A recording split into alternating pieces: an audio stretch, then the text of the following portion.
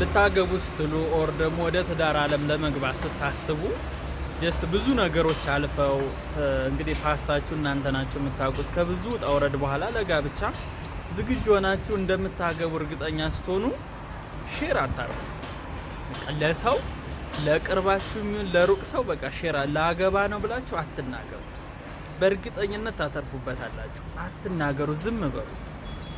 ለምን መሰላችሁ? አንደኛ ለሰዎች በነገራችሁ ቁጥር ይሄን ላረግ ነው በቃ ጥሩ ነገር ወደ ህይወታችሁ እንደሚመጣ ለሰው ባሳወቃችሁ ቁጥር ባይ ዲፎልት ሰዎች ጥሩ ወይም መጥፎ ሆነው ሳይሆን ባይ ዲፎልት ይሄን ስትነግሯቸው እነሱ ከናንተ ያነሱ አይነት ስሜት ይሰማቸዋል። በቃ ባጭ ላላገባች ጓደኛሽ ስትነግሪያት አንቺ ከሷ እንደበለጥሽ አይነት ስሜትና ሳታቀው ባይ ዲፎልት የቅናት መንፈስ በውስጧ ያድራልና በቃ ላገባ ነው ብላችሁ ለሰው ሼር ባረጋችሁ ቁጥር የሆኑ ኔጌቲቭ ኢነርጂዎች እየተሰበሰቡ ኢቭን ትዳሩን ኢንተራፕት እስከማድረግ ትዳሩ ላይሳካ የሚችልበት ደረጃ ድረስ ሊደርስ ይችላል ሁላና ብዙ ሰዎች ማቃቸው እንደው ሊያገቡ ቀን ተቆጥሮ ብዙ ነገሮች ካለፉ በኋላ ፌል አድርጎ ቁጭ የሚሉበት አጋጣሚ አለ። ዋናው ጉዳይ ግን ምን መሰላችሁ?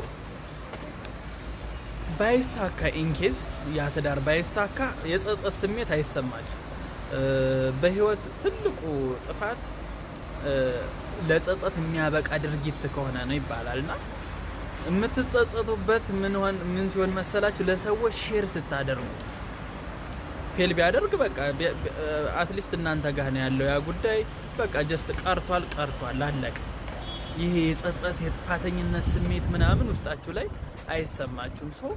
ልታገቡ ስትሉ ለሌላ ሰው ሼር ባታደርጉ ጭራሽ በቃ ቀኑ ተቆርጦ ዛን ቀን ካልደረሰ ኦር ትንሽ ቀናት ሲቀሩ ካልሆነ ላገባ ነው የሚል ጭራሽ የዛሬ አመት ልታገቡ ዛሬ እንኳን አናውንስ ታረጋላችሁ።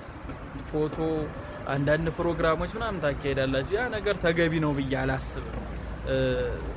በአንደበት የሚወጡ ነገሮች ብዙን ጊዜ አየር ላይ የመጠለፍ እድል አላቸው። ኬር አድርጉ። ማግባት በጣም ትልቅ ነገር ነው።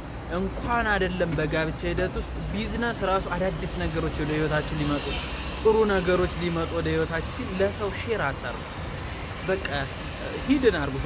በልባችሁ ያዙት። ውስጣችሁ ላይ እንደምንም ብላችሁ መያዝ ይከብዳል። አይኖ ዛት ግን በቃ እንደምንም በተለይ ጥሩ ነገር ሲሆን በልባችሁ ያዙት። በቃ ለሰው ሼር ባረጋችሁት ቁጥር በእርግጠኝነት የሆነ ነገር ይወስደዋል።